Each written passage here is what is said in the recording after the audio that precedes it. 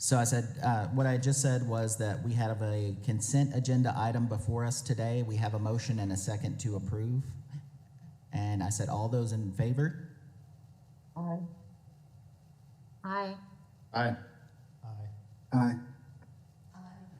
All right. The motion passes. All right, we're going to move on to our first item. Mr. Reynolds, would you come forward to review the procedures? Good morning. Good morning. Oh boy, this is a hot mic. All right, Stephen Reynolds, staff attorney with the department. Dr. Sutherland, you'll want to swear in everybody that will be giving testimony except for the attorneys. The applicants will have 20 minutes to present. To my knowledge, there's no opposition for any of the applicants on the agenda. A reminder, all parties, please state your name before you speak, even if you've talked before, so we can have a clear record. Any community members or community partners that are here to speak on behalf of the applicant will need to speak during the 20 minutes. Any elected officials that are here can speak before the hearing, during the 20 minutes, or at the conclusion of all testimony. That's up to the official and the applicant, how they want to move forward. Following the charter's presentations, we'll go through legal concerns and waivers, if any. Then you guys can address any remaining concerns outside of legal or ask any other questions. Thank you. Will all those who are going to speak on behalf of the charter please stand and raise your right hand? Do you swear that the testimony you're about to give is the truth, the whole truth, and nothing but the truth? I do. All right, you may begin. Good morning. Good morning. My name is Dr. Melanie Kennan. I'm with Garfield Scholars Academy, and we are seeking a waiver for a staff member serving as a counselor without state licensure at the current time. Our rationale for that is we have been looking diligently for someone who is fully licensed in our area that will work part-time. We are a small charter, brand new, first year, so we are not able to hire someone full-time, but we would like to have someone 3 days a week at least. I'm sorry, can we stop just for, I'm sorry to interrupt. My apologies. I don't know about others, but once again, it's still sounding very muffled. And I just want to make sure we get this in a little bit of a better position. To all of my committee members that are on Zoom, am I the only one, or are you having? No, it's the same for me. I was trying to find my raise your hand button, but I couldn't find it to say I couldn't hear very well. Yeah, me too. I couldn't even understand what was being said at all. So I believe we're going to work on that for just a minute. So we'll pause for just a minute.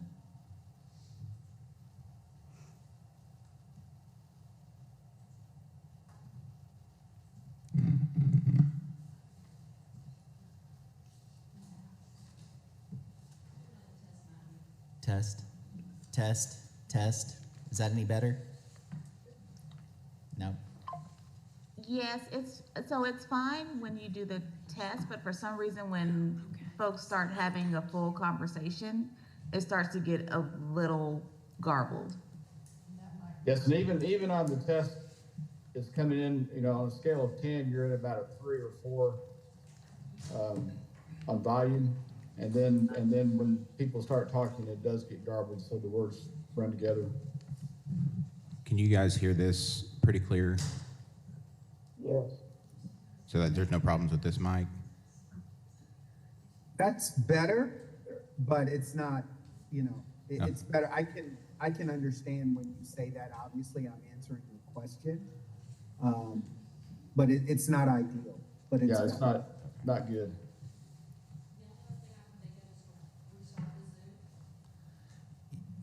So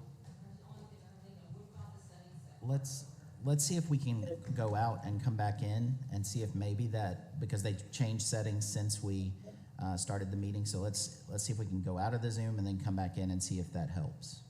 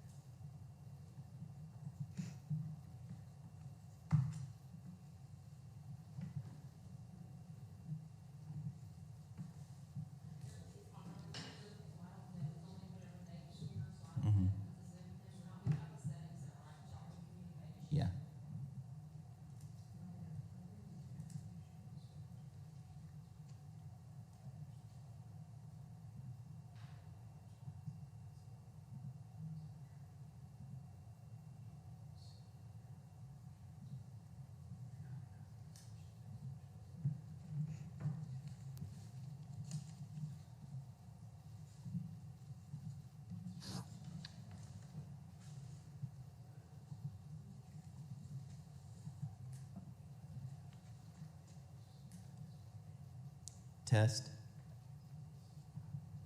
Is that any better? Testing, testing. No. Not much. Can you all hear us okay? Yes, you're crystal clear, but we want to make sure that you can hear us on our end. Yeah, we can't understand you. Yeah.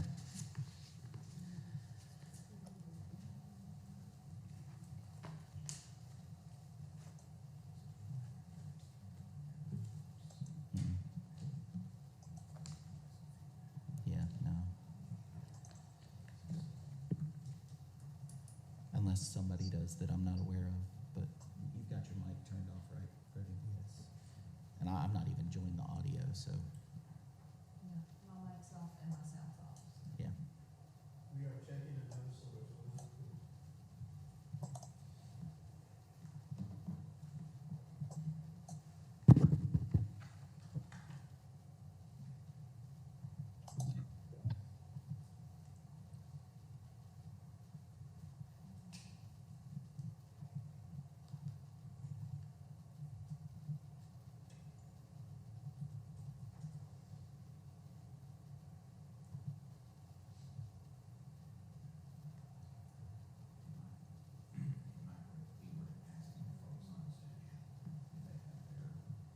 Let's do another test. Test. Is that any better?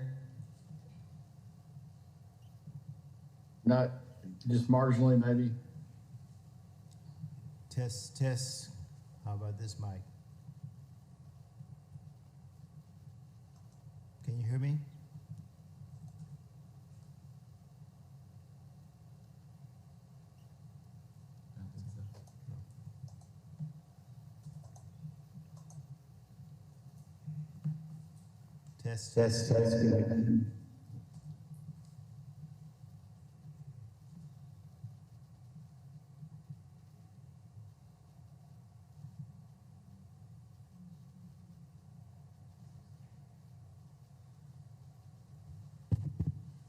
Test. Test. Can you hear me?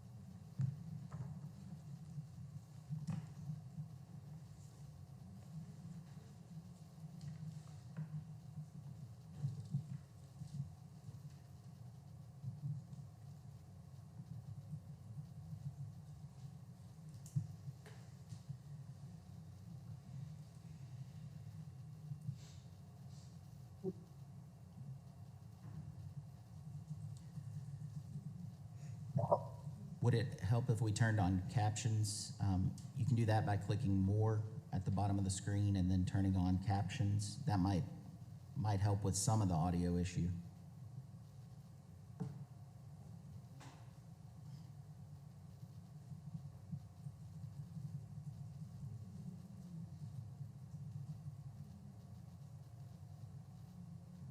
I don't think they can hear.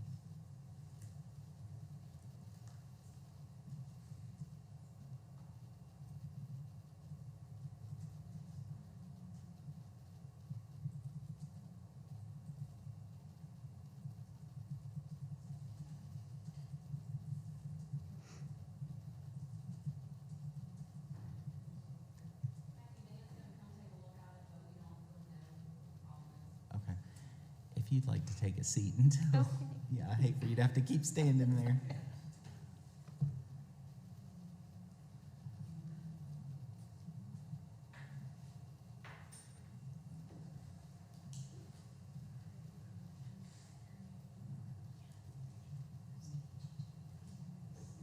It's hard even on the captions.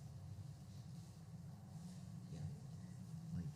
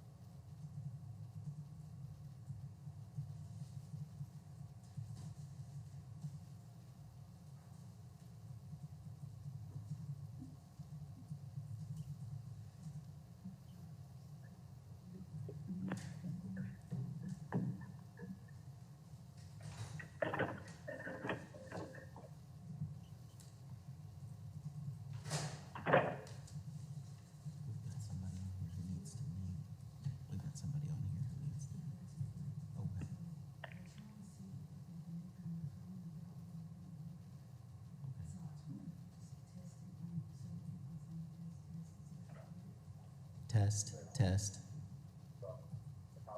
Can you hear me? Yes, Can you hear me? yes.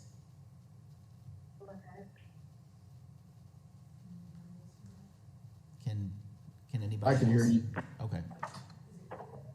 Is it clearer? Can you hear me? Yes. Okay.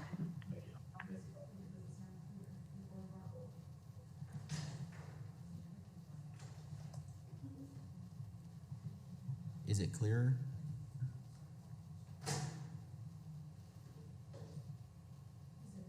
Well, it's not gonna be clearer through here, but yeah, I don't know.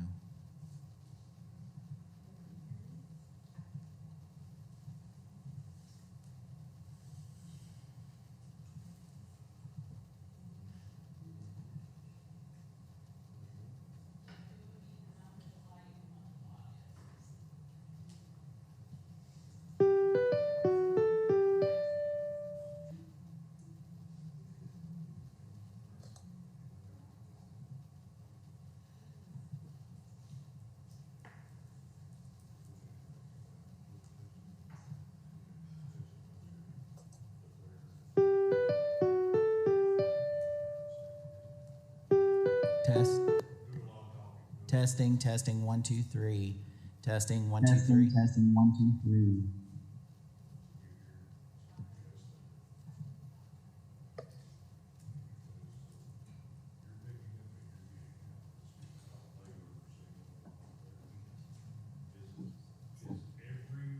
Every person on Zoom themselves outside Zoom are copying. So far, yes. So is everyone on here, does it sound choppy for everyone?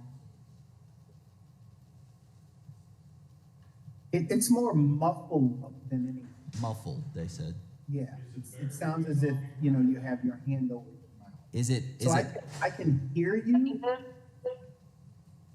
but muffled is more what we're getting. I mean, I can understand, but as the conversation speeds up or goes back and forth, it really gets muffled and you can't understand anything at that point. yeah.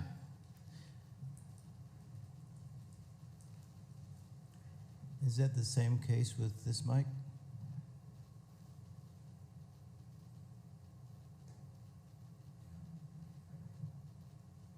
Can anyone hear me on the other side on Zoom? See that when they talk, the captions are fine. When we talk, it's a different word. If I'm standing here talking like this, are y'all able to hear me properly? That was much better. So if we talk a little bit louder, we actually pick up, or maybe we get closer to the microphone to where we're picking up real good and we're not talking 5 feet away from the microphone, and we get a little bit closer, then we're doing better. Or is it as in a choppy, when you're saying choppy as it is, that it's dropping the connection completely and you're not able to get out at all? When you're close to the mic, like when you walked up, then it was very clear. But then when you started to back up, then it got back to where we were before. So we're back to you're hearing me nice and clear right now with me standing here addressing everybody and continuing talking and just saying things at random as I'm going through talking, testing the microphone to where, but then if I start moving back to where I start using my hands and just addressing people inside. I would say, let me jump in. I would say that when you were just talking, when you aggressively project your voice, we can hear you. But as you were even close to the mic talking just then, it became where we couldn't hear you. Yep, I would have to agree that you can hear, but it starts to get where it's kind of that muffled So what if I start talking? Can you hear me if I start talking?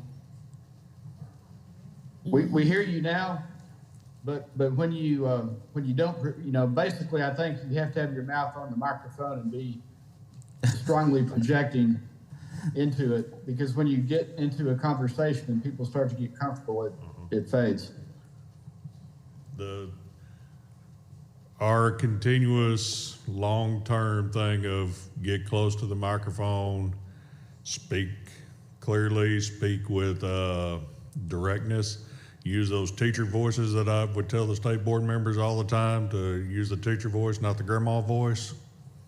That always makes a difference when we're talking and using these microphones. Think if you got a less than a 30-degree angle coming off that microphone. If you get outside that 30-degree angle, you hear the difference. Now y'all are hearing me perfectly. Even though I'm no closer or further away from the microphone, it's just the difference of the angle that I'm at. So stay right on top of it. So I'm going to try to. Can you hear me now as we test the other mics? No. What about now? That was better. You're going to have to pull it right up to your face. So you can hear me now? Brady, you always talk so softly. Can you hear me now better. in my teacher voice? Well, let me just say, nothing is really ever really good. So when we say we hear you, we're struggling to hear you, even at the best of times. So even when we're right up on the mic, you're still struggling to hear. That was actually really good right then. I think what's so when we have very basic sentence conversations like, can you hear me now? Or if I'm right on the mic, then it's very clear. But then when it starts to get conversational or in presentation mode, that's when it starts to get a little muddled. Because I think it's less intentional on how you're speaking into the microphone. But I will say, as a panel member, I am now very sympathetic to those on Zoom, and I will do a better job in the future because the struggle is real right now trying to get through this session. And I would say, as someone that has been on Zoom a bit, that this is unusual. Normally, the sound is fine. So there's something within the system that's causing this issue. It's not just the fact that you guys aren't speaking into the microphones, because I think you're probably doing it just like we normally do. But there's something else that's causing this issue. And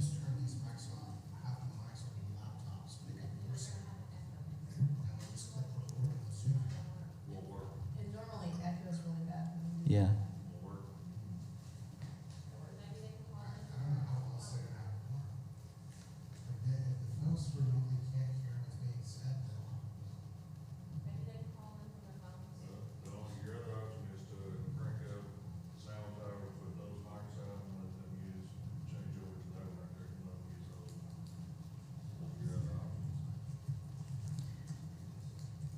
If we're very intentional with our words the whole time, will you be able to hear us enough? And I know that it will be difficult in terms of conversational pieces, but we'll try and be as intentional as possible. Will that work?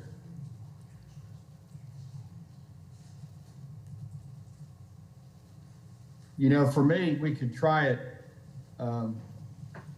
but I'm not confident it's going to work. Because Yeah. even in the conversation you just had with us, it mumbled out there in parts of it. But Okay.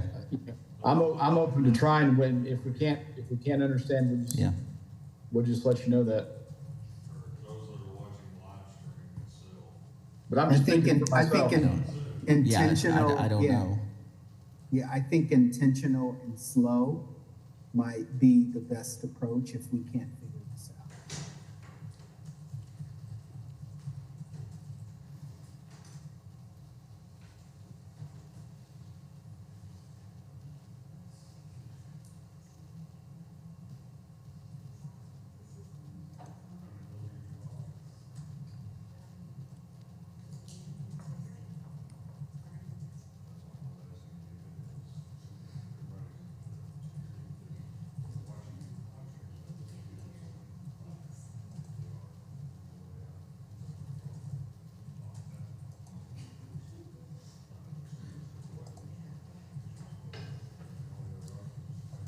The other thing, and I mentioned this earlier, is we could turn on captions.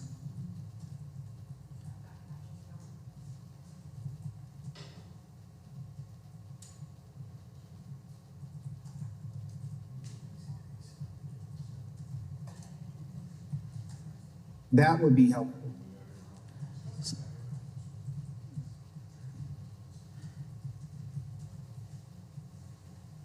So I know that you can turn on captions individually by hitting the More button at the bottom.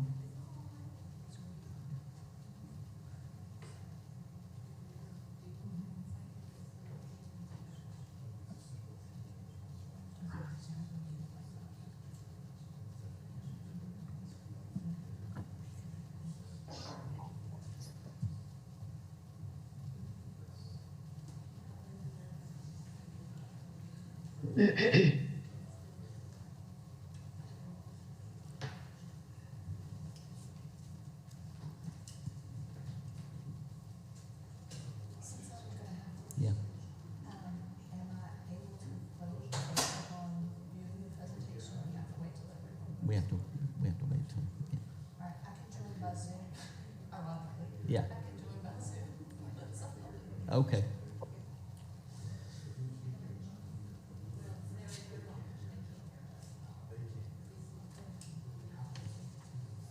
Can I even ask you a question? Well, not. Yeah. We need to wait till we resume. Yeah.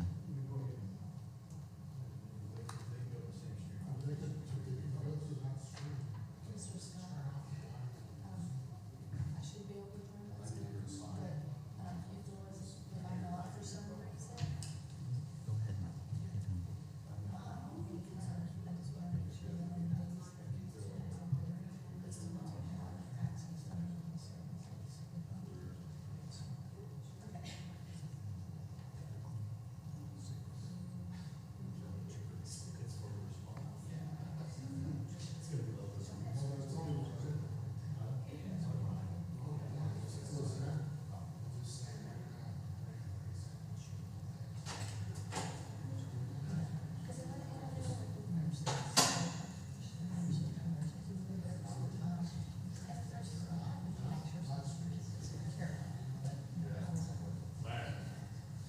Testing 1 2 3. Testing 1 2 3. Is that better? That's a lot better. Okay, good. Mr. Scott, you want to test yours? Testing 1 2 3 4. That's Test. also a lot better. Excellent. Dr. Moore, do you want to test your mic real quick? Testing 1 2 3. Good? Okay, and then let's test the main mic over here.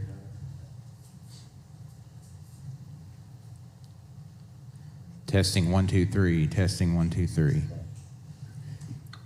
Yes. All right. If you are ready, we can resume. Thank you. Good morning. Good morning. Okay, I'll start again. My name is Melanie Kennan. I am with Garfield Scholars Academy in Garfield, Arkansas. New charter, kindergarten through 5th grade. We are seeking today a request for a waiver for a certified school counselor to a non-certified position with a degree in the area of emphasis. We have a plan to include local agencies with access to mental as well as physical health care and to support our students until we can find a candidate that is fully certified, fully licensed. We have looked and looked for a counselor. We have also interviewed several. And our problem in this area of the state is that most want to have a full-time position. As a small charter school, we are unable to support the salary for a full-time position, but have allocated funds for a part-time, 3-day-a-week counselor position.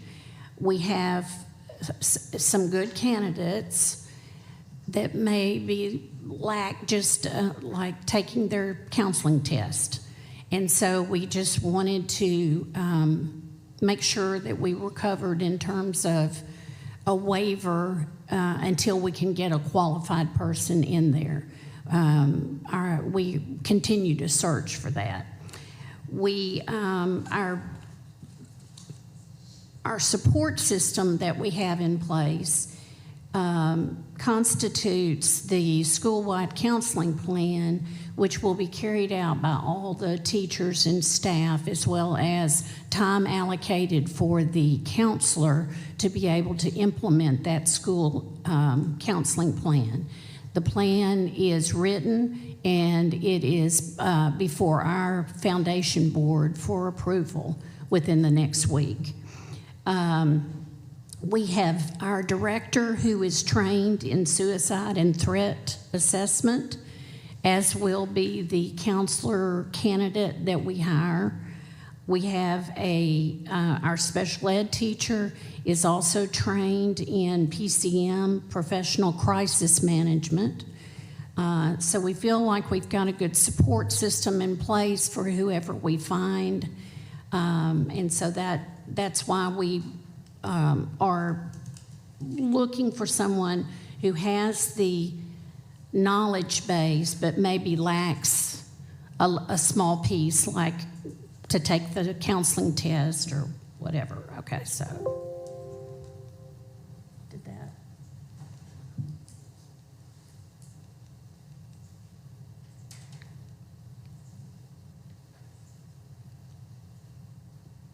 There you go. Okay. And so the waiver we're requesting is just one for licensure, so that we are able to go forward with a staff member. As I said, fully licensed school counselors are very difficult to find in this area that will work on a less than full-time basis. All the teachers and staff, as I said, would follow the school's comprehensive school counseling plan, and there are a great many mental health and counseling referral resources in Northwest Arkansas that we can access for student support, and have been in discussions with several up in that area of the state to provide any emergency kinds of support to us for our children and families. So our ideal candidate would have the bachelor's or higher degree in a field related to school counseling, i.e. psychology, and be actively working toward licensure and certification in school counseling. They will be trained in school threat assessment protocols necessary to identify and respond to bullying, suicide, and threat to others, and of course complete the required background check.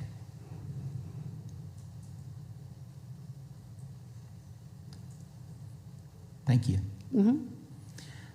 Before we get too deep into the weeds, I do have some licensure questions, just because those things could possibly resolve the need for the waiver. Okay. And so the first question would be, in terms of your candidates that you're looking at, do you have anybody that's a licensed teacher? Yes, I do. So for that individual, they could be placed on an ALP. An ALP is an additional licensure plan, so if they are working towards school counseling, you wouldn't need a waiver. You could actually just utilize the ALP. The ALP, okay. We have a candidate that we would like to hire who has 17 years in the classroom, has an advanced degree in psychology, and the only piece that she is lacking is taking the school counseling test. And she has plans to do that within 90 days. And is she licensed? Yes. Like as a teacher? Yes. So technically you wouldn't need the waiver. You could actually have her on an ALP. Okay. And then you And that would be sufficient? And that would be sufficient, because Okay. if she's gone through a program of study and then she's taking the exam, then the ALP would take care of that. Okay. So there would be no need for the waiver. Sounds great. Yeah. Okay. So, I mean, really and truly, if that's the person that you're planning on hiring, you would need to put in for the ALP. Okay. And she's completed a program of study, or she's enrolled in a program of study? She's completed it. And that is for school counseling? Yes. Okay. And then the ALP would allow her to then, to do that. Okay. Yeah, that's if that person is going to be hired, Okay. so. That sounds wonderful. Should that fall through, we haven't offered her the position yet. I'm wondering if we don't need to go ahead and So then my look second. at the waiver rather than sooner than later. Well, and then my second question is, because you're looking at services that would not be necessarily full-time, you could go the long-term sub route as well, Oh, okay. which means that it would be a long-term sub that could be granted for 1 year. And then, during that time, you would have time to then find someone who could then become your counselor. Okay. So those two routes are Okay. possibilities. Okay. Wonderful. Yeah. Okay. Thank you for Yeah. your time this Yeah. morning. So I guess the question then becomes, and I need to actually have the legal review and Mr. Reynolds come up. She would need to make a decision, correct, on whether or not she wants to pull her request for this waiver? That's correct. And I wanted to add something additional. So I just looked at the charter's enrollment cap, and their enrollment cap is 340. The waiver requested for standard 4E2 is for the student, school counselor student ratio, which is a 1 to 450. So they wouldn't need that waiver anyway, because they're not going to exceed that ratio. But yes, the charter would need to ask to rescind their waiver request if that's what they want to do. Yeah, or if they choose to move forward, we can continue on. It's just. That's right. We would need to have that on the record. That's right.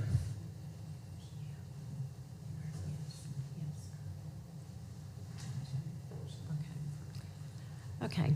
I think we have decided to rescind our request for a waiver at this time. Okay, all right.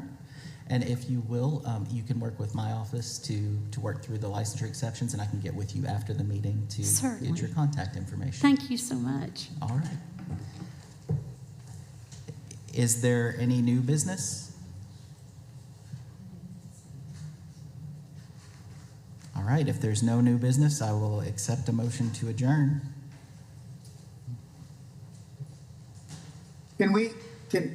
Yes. I'm not sure if this is the appropriate time, because it's not necessarily new business. But I do want to, at some point, for us to kind of have a conversation just about this meeting this morning in regards to, obviously, a couple things. We're still having mic issues on this end. It sounds as if there were a couple of avenues that could have been taken that will give the school what they need. Correct. And so I'd be interested in hearing just a little bit more about, how did it even get to the point where they're in front of us when there are other avenues they could have taken, and why weren't they sort of communicated to the school at that point? I mean, I think that there's just a lot of learning that we have from this meeting this morning. Yes. Sorry, Mr. Baldwin, I cut you off. I saw you came off mute. No, I think you have raised the point that was on my mind also. Yes, and I think that's. Go ahead, Dr. Moore. Sorry, I have a question as well. Can you hear me? Yes. Okay. Is it not an issue, the point of the counselor only being there part-time? Is that something that doesn't require a waiver? Is that just allowed in Arkansas law for the counselor to only be part-time?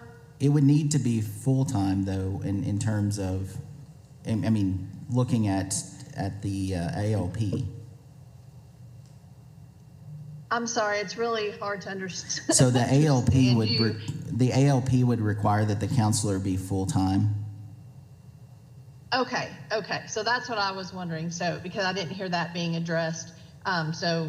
With the ALP, you're saying that it would be full-time, not a part-time person. So Okay. is it Thank going you. to be full-time? It will not be full-time. So then No. we would need the waiver for the full-time piece.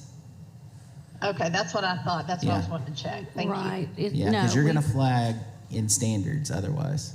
Right. We are, what about the long-term sub position? It has to be It full-time. has to be full-time.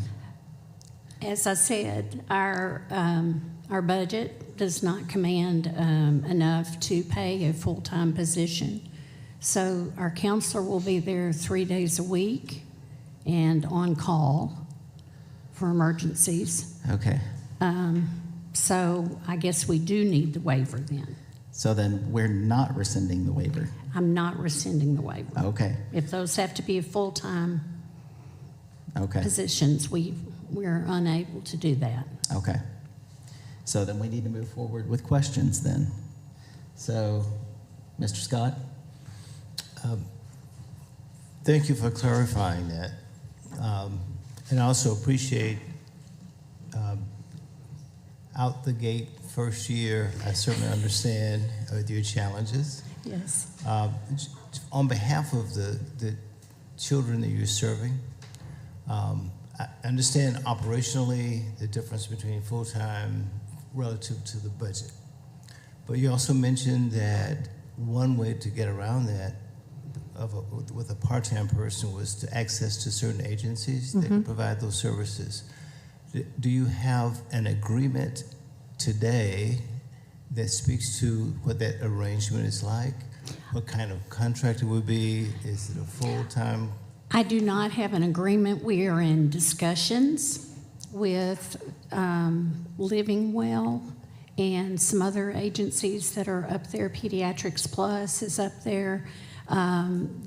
We've contacted, but unfortunately, the public does not always move as quickly as you need them to in terms of getting things lined out. What we envision is that if we have a situation that has been identified as a critical situation with a student or their family, that we would be able to refer our students and their families to those people, and they perhaps come to the school to do some on-site counseling services. We've set aside some money in the budget for that, and so we are trying to utilize all of our resources to support those students and their families. Well, thank you. And you spoke to the sensitivity around the budget. Ultimately, I think that approach of having a part-time counselor and engaging an agency will impact your overall budget. So don't know if you have a revised budget on hand that will support those students being served on for the full week, right? For the full time, based upon that plan of action. I do not, because they have not gotten back with pricing to me, the agencies. Do you know if that, as you have that dialogue with those agencies, if they present you was considered a fixed price deal or an hourly, or in other words, the type of contract that help you? Typically, that, yes. In most cases, we're dealing with, for various agencies, $85 to $125 an hour, which, we have 6,000 and can probably allocate a little bit more to cover that. But if it's need be, but we're not really anticipating the need for those. I know they said that the cap was 340. At this moment, the last enrollment information I got, we have about 98 students, kindergarten through 5th grade.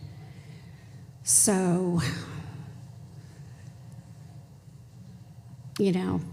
as you know, budgets are fluid things. They grow and and change on a daily basis based on your needs of your students and the things that you're trying to get up and going with. So I don't have a completed, I just know that a completed budget, but I do know that we have a certain amount of money set aside right now, and there are plans to set more aside from other categories if we need to.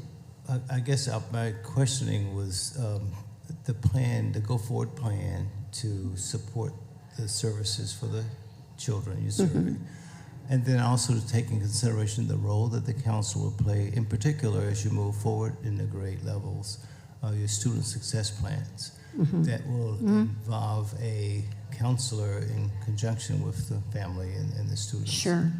Every student, and this was part of our original plan as well, every student will have an individual student plan, both for academics and any other kinds of growth areas that they may need, whether that be emotional growth or social skills or whatever.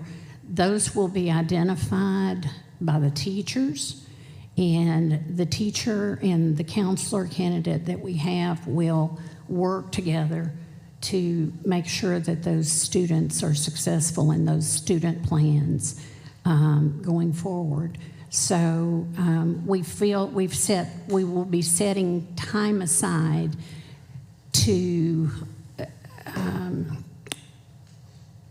for the counselor to be able to implement those plans and to coordinate those plans with the teachers as well. We are so small that it is an all hands on deck kind of thing for us, and our teachers know that they are a critical part, and we have all licensed teachers that we've hired, and we know that they will have a critical part in support of the students as well. So it's not just a counselor's job, but it's everybody who's there, teachers and staff. Okay. Lastly, your current enrollment? My last enrollment numbers we were at 98 students. We are seeing people walk in every day. We had a 5th grader sign up yesterday. So we're still in the process. That's still fluid, but we're hovering right around 100 students. Thank you. Dr. Wright McMurray, you had your hand up.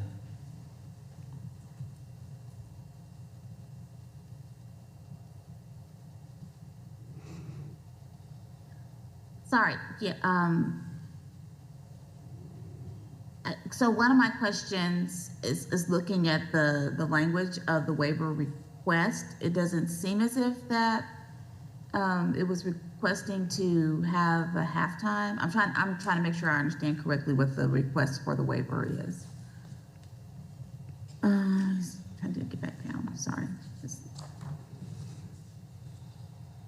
Because as I read the waiver, it's just stating that they're wanting to go to a non-certified person, but it seems also that they're wanting a non-certified person that is only going to work part-time. So I guess I'm just trying to make sure that the waiver request as it's written is reflective of what they're asking us for. So, Mr. Reynolds, would you mind stepping up to the podium to discuss that?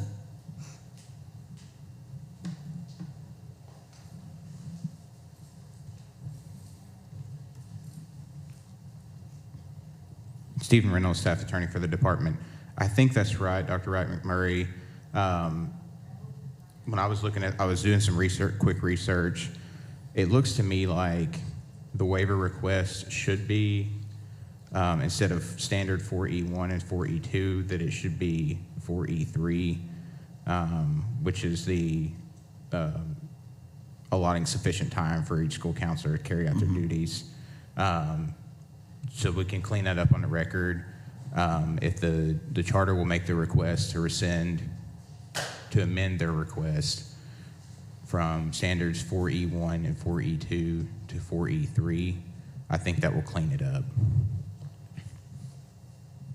So essentially what he's saying is that the standard really should be 4E3 because it's sufficient time to carry out the duties of the counselor. Because Okay, I'm not sure that I'm understanding because the 4E1 was what we're looking at, a waiver for full licensure for that position. and that's what we could have taken care of with the ALP or the LTS, but the issue is the not being full time, not having enough Gotcha. time. So do we need 1 and 3? Yes. Okay. That was an error on my part. Yes, the waiver request should be for standards 4E1 for the licensure component and 4E3 for the halftime school counselor component.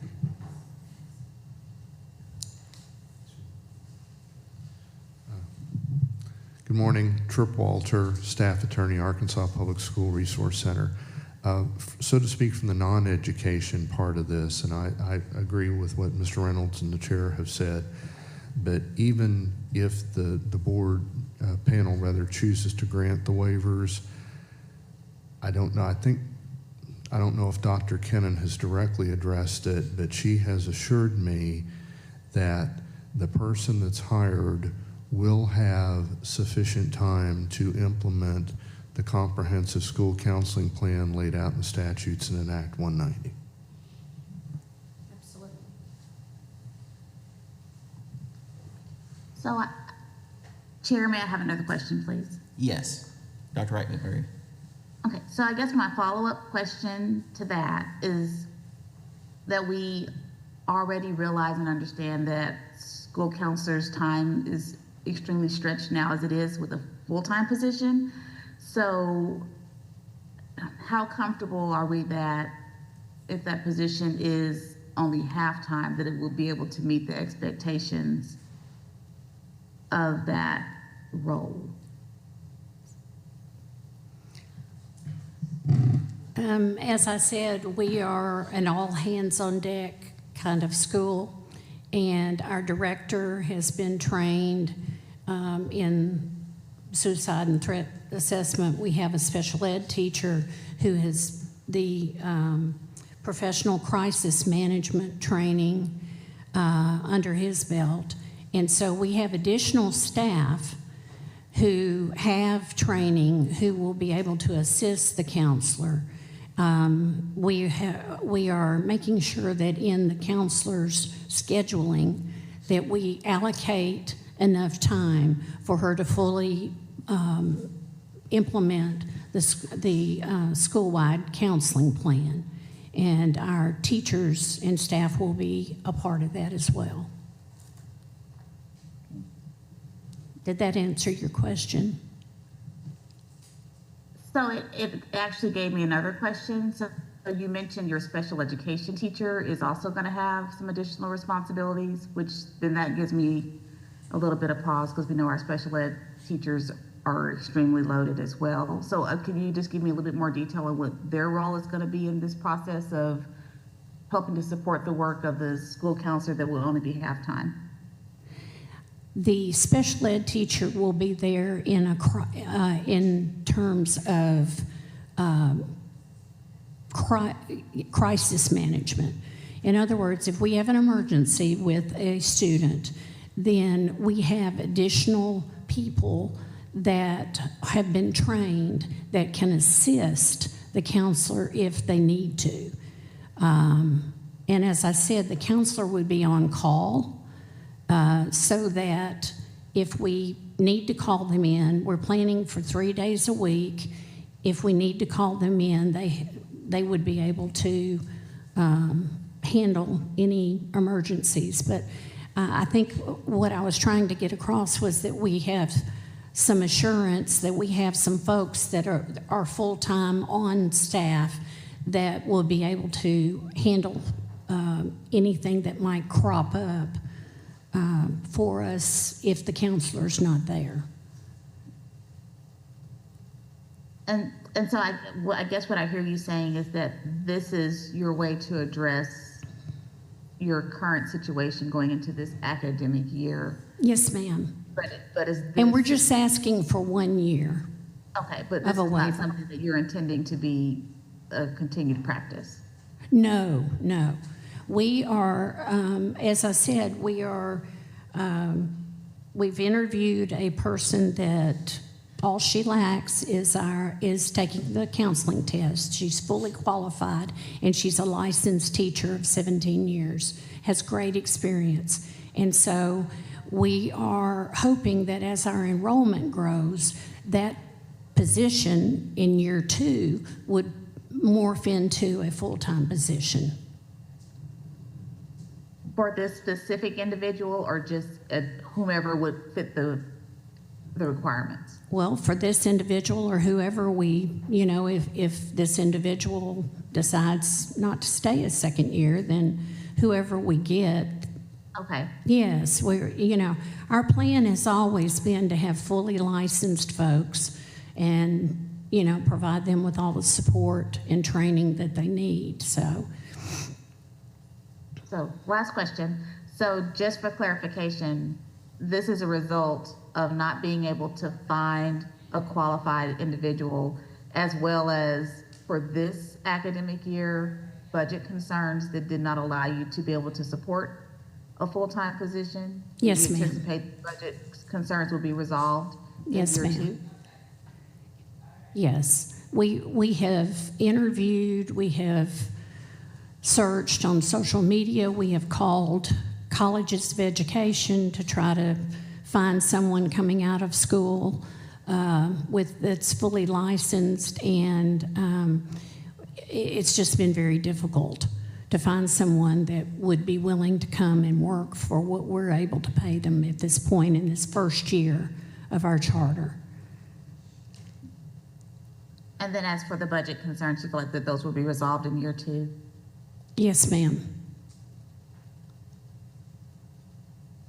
I'll let somebody else ask questions. I know I've asked quite a few. Thank you so much for your time. Oh, you're welcome. Mr. Baldwin? Yes, so just following up a bit maybe on Dr. Wright McMurray's questions. Can you hear me okay? Let me ask that first. Yes. Okay.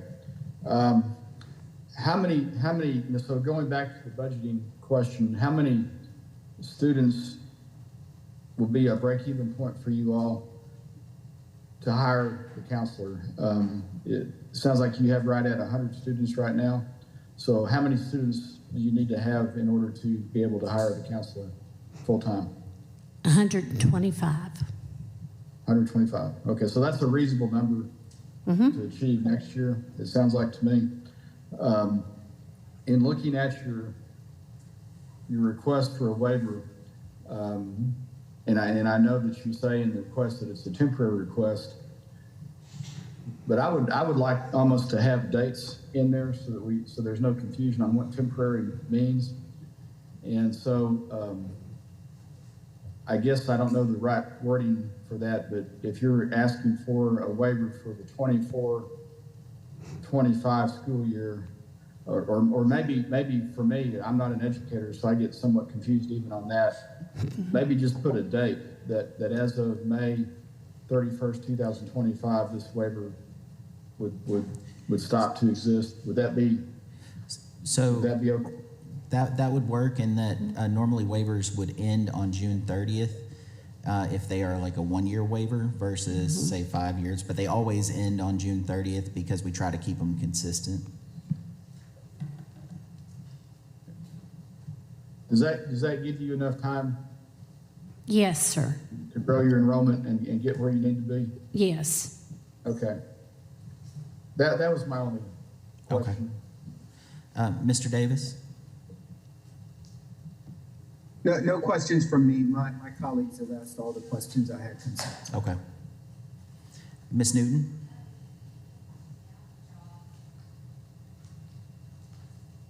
I don't have any questions. Are there any other questions from any panel members? believe I do, only because as we approach this year coming in, first start date is The 21st of August. next week. Yes, sir. Okay. And this, an approval of this waiver will help you in this particular position. It sounds like there's still, because of budgetary reasons, it's kind of tight. That's certainly understandable. And I think what was just discussed was the growth in enrollment would help. One of the things you're Sorry, facing. I can't hear what Mr. Scott is saying. I'm sorry to interrupt, but All I right. can't hear what he's saying. Thank you, I'm sorry. One of the things you're facing with a waiver here now is messaging to the public about a waiver for that type of skill set.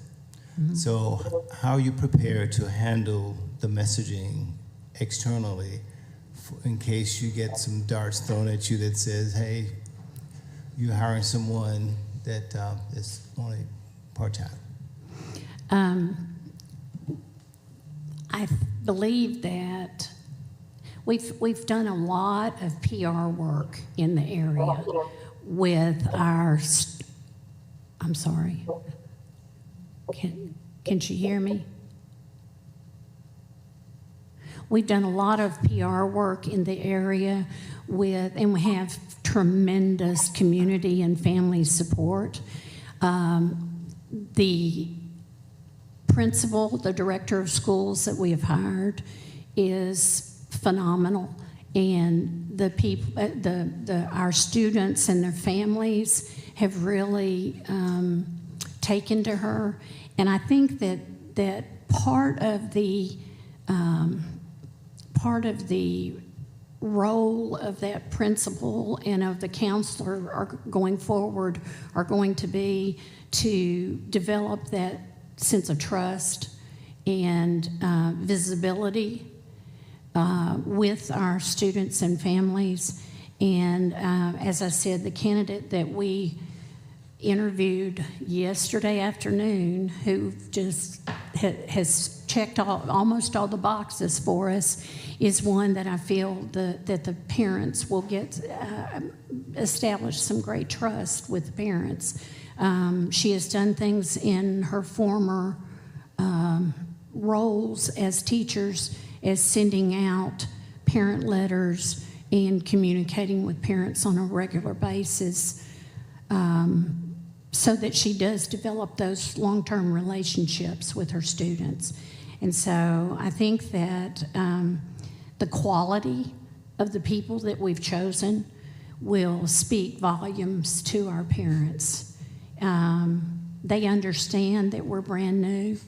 They understand that resources may be limited for some things this first year, but we have dreamed big for the next several years, and I think that we will be positioned to grow enrollment as well as be able to turn that into a full-time position.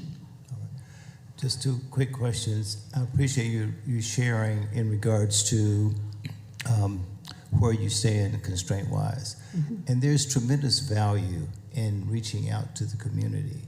Community partnerships, as you've identified resources that may be needed, you may be able to tap into community partners that are willing to come in and help fill that gap. So that's one significant element of your family and community engagement plan. The last thing is that I believe as you move forward, this one other thing that impacts your budget is the facility. I believe it's leased. You have a locked-in We do. amount I have a copy of it if you'd like of to the see it. facilities utilization agreement. Awesome. Thank you. Yeah. It's, I don't know if you remember or not, but from when we stood before you before, but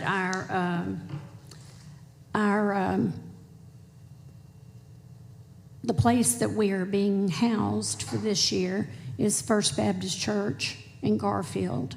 They stepped out in faith and decided that this was a way that they could help us help the community.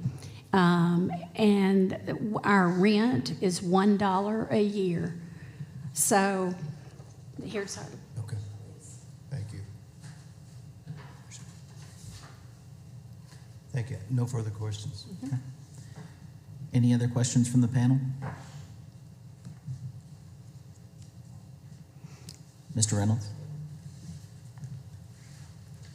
Just for my own peace of mind with all the technical difficulties, can all the members that are on Zoom confirm that you understood everything that was said and what's going on and what you're voting for? We don't have a So motion yet. I would say that I feel like I can vote on this barely, because in a lot of the conversations, I couldn't understand the questions from other panel members at all. But this to me, this is a simple decision. It's not a complex decision. But I would encourage somebody to get some diagnostic work done in our system so that we don't have this again, because it makes it very difficult for remote panel members to to do this the right way. At least that's what I would say. But I confirm that I feel like I have enough information to vote. I can't speak for the other panel members on Zoom. I would agree with Mr. Baldwin as well. I think I have enough information, and I can tell by the responses, which I think we can hear much better than the questions from our panel members that are currently in Little Rock.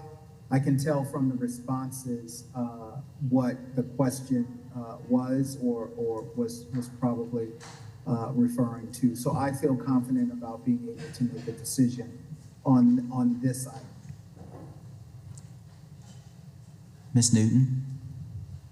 I feel my sentiments are just as those previously spoken, so I'm comfortable I have adequate information. I would have liked to have had a more clear conversation and understanding back and forth from all sides of the table, but I feel comfortable to make a decision. Dr. Wright McMurray?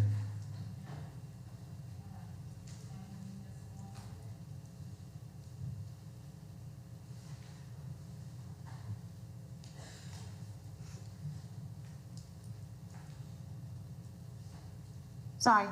Hello. Yes. Do you feel comfortable moving forward with a motion? Yes, I do. Okay. If there are no other questions, I'll entertain a motion. I'll move to grant the amendment request for Garfield Scholars Academy Charter. So in terms of your motion, is there a time frame on that motion? If you recommend one, I don't know. I'd ask you that question. During this present school year. Okay, so the 2024-2025 school year. So Ms. Newton has made a motion that we grant the waiver for the 2024-2025 school year. Do I have a second? Second. Okay, all those in favor? Aye. Any opposed? Any abstentions? All right, the motion passes. Let us get our voting sheets filled out and we'll get right back with you. Thank you.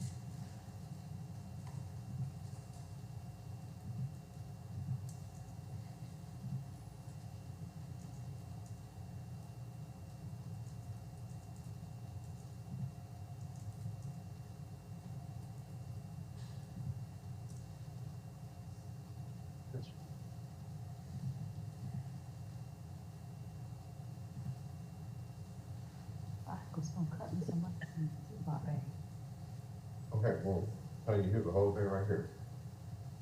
You want me that thing to the page, lock up there.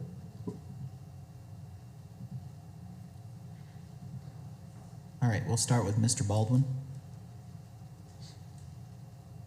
Yes, I support the Garfield Scholars Academy Charter Amendment request to waive licensure and full-time status for a schools counselor for the 24-25 school year. Michael Dory? All right, Dr. Wright McMurray.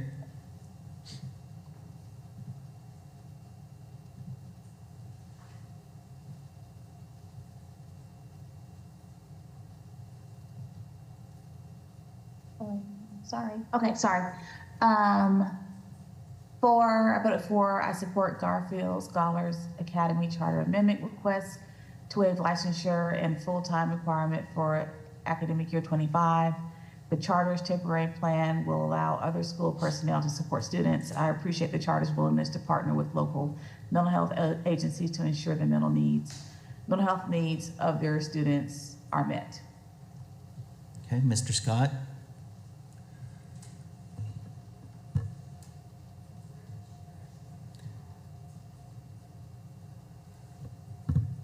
I support the waiver request from Garfield Scholars Academy because of the finite window that was provided to address the specific areas of concerns on proper talent and budgetary concerns to support the needs of the students. Okay. Mr. Davis. Yes, due to the thoughtful plan to fill the gaps, I support the waiver request to ensure that students have necessary support system for the 24-25 academic year while the school identifies a licensed counselor. All right, and Ms. Newton. Yes, I voted for the request because adequate supports are in place to ensure that appropriate services are available until a licensed staff is hired in the 2024-25 school year. All right, congratulations. Thank you. All right. If there is no new business, I'll entertain a motion to adjourn. Motion to adjourn. All right, do I have a second? Second. All right, all those in favor? Aye. Aye.